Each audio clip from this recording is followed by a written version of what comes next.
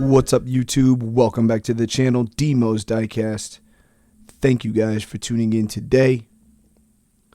Shout out to all of our returning viewers and subscribers. Thank you, and welcome to any first-time viewers or new subscribers to the channel. Welcome. Today, set up in our parking lot, as you can see, we have several Spoon liveried race cars.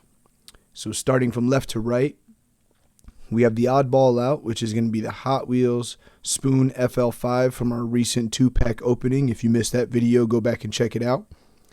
We have the Street Weapon Spoon Honda EG6. We have the N064 EK9. We have a Nice Auto DC2R. Over here we have an N064 NSX GT3, and then another version of the N064 NSX GT3. So that's going to lead us into today's video, which is boom, MotorHelix Spoon Honda Civic Type R FL5. Sick. So this is the first premium version of a Spoon FL5 that I have. We do have the Hot Wheels version out back here, so we can do a quick comparison for you guys and you can see the differences. Pick this one up from, once again, James at Model Cars Houston. So if you guys haven't checked him out already, be sure to go do that. But let's not waste any more time. Let's get this out of the package and take a closer look. For those wondering, this is a licensed product, officially licensed by Honda. Boom, there she is. Yo, this is really nice. You can already see some good interior detail in there. Wheels, maybe not exactly Spoon wheels, but all in all, this is really good. It does have a plate on here, so this is a limited edition, one of 699. Do a full 360 and then we'll start our review.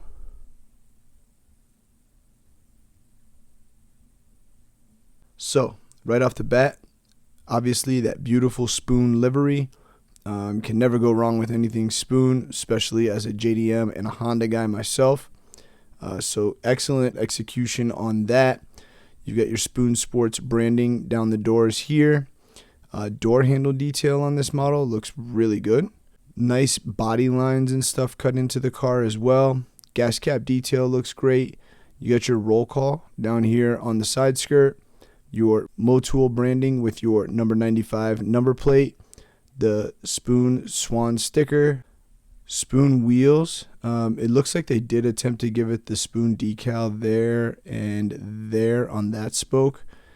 I feel like they kind of poke out a little bit too much to be a real Spoon wheel, but a very nice attempt. Not too mad at it. Good mirrors on this one, and they did give us some reflective on there, so that's super nice. Let's go ahead and turn around. We'll take a look at the rear. Lensed up taillights look great. So you've got your Type R badge there underneath the taillight, red Honda badge, and your Civic badge over here. Spoon Sports rear license plate. Taillights look pretty good. I don't see any glue marks. Fitment looks like it's pretty on point. At first, I thought this was a fitment issue here, but it's actually the Type R sticker. You get your Spoon Swan sticker down here, Advan branding along the rear bumper, your tri-exit exhaust, so really nice there, and like the built-in diffuser, so nice. You got your reflectors over here on the side. Looks like those are going to be painted. I don't think they're lensed up.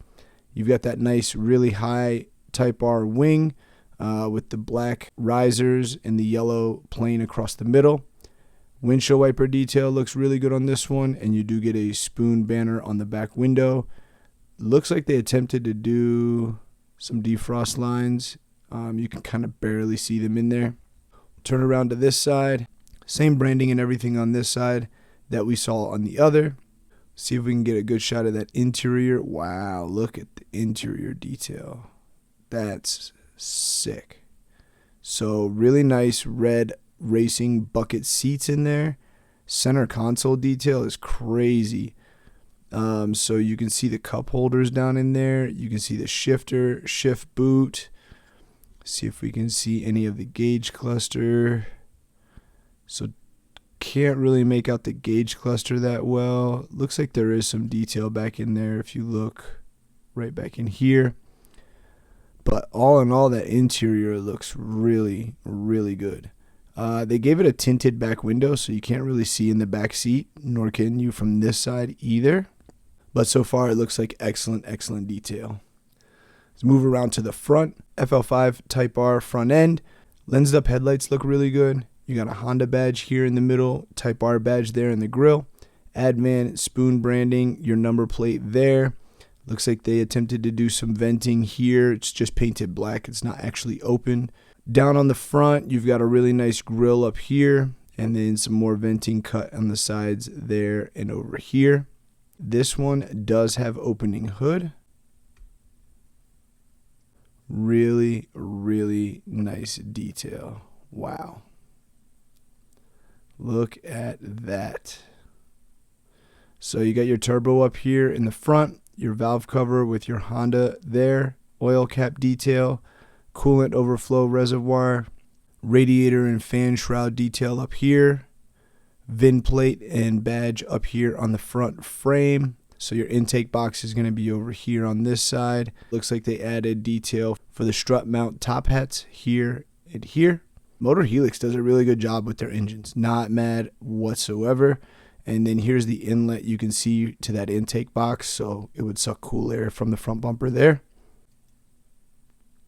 Tolerances on that hood look pretty good as well. Gap's not too large. You can definitely tell it opens, but nothing too crazy. Let's get this off the base, take a look underneath, and see what the base detail looks like on this one. Boom, there it is off the base. This one is actually, it's a little bit of a reluctant roller up front, but for the most part, it's a roller. So shout out to MotorHelix on that. These axles should be attached, so if one side's spinning, the other one should as well. So nice. Base detail looks pretty good.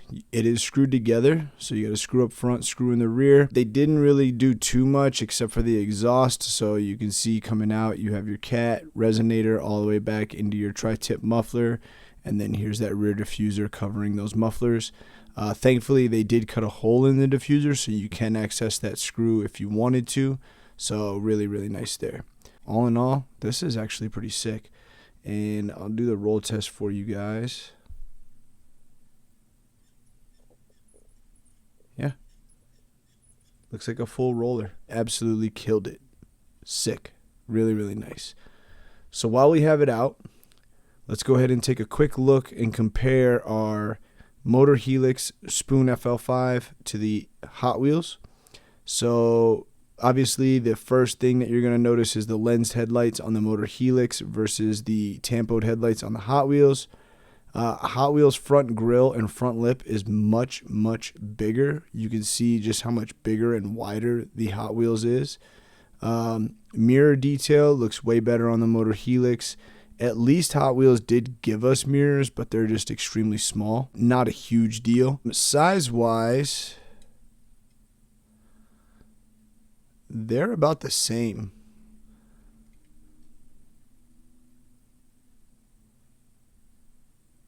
So the Hot Wheels is definitely a little bit bigger and longer if we go rear for rear. So it is definitely longer. But as far as the size and shape goes, it's actually a little bit more squished down than the MotorHelix. I feel like the windows are a little bit thinner on the Hot Wheels than they are on the MotorHelix, but excellent detail. And we don't get all the same decals down there on the side skirt that we get on the MotorHelix on the Hot Wheels. mainly because of licensing issues, right? They'd have to pay all those companies and whatnot. So let's turn around and take a look at our rear. Taillights, obviously, again, lensed on the MotorHelix versus tampoed on the Hot Wheels. You only get a dual exhaust on the Hot Wheels, whereas you get the tri-tip on the MotorHelix. The wing is a gooseneck GT3 style on the Hot Wheels versus the OEM Type R on the MotorHelix. Hot Wheels did give us the Spoon Sports license plate, so that's really sick, as well as on the MotorHelix. Hot Wheels decided to do Yokohama on the rear bumper tampo, whereas you get the Advan, which same thing, same company, but just two different versions.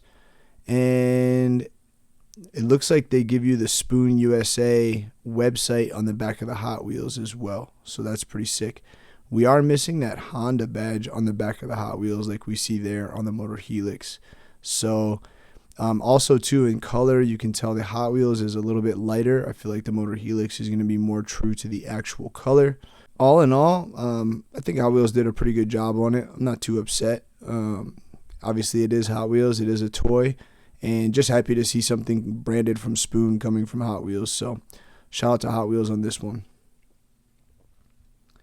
Definitely going with the MotorHelix, though. That's by far and above the better model. Guys, let me know down in the comments what you thought about the MotorHelix model that we looked at today.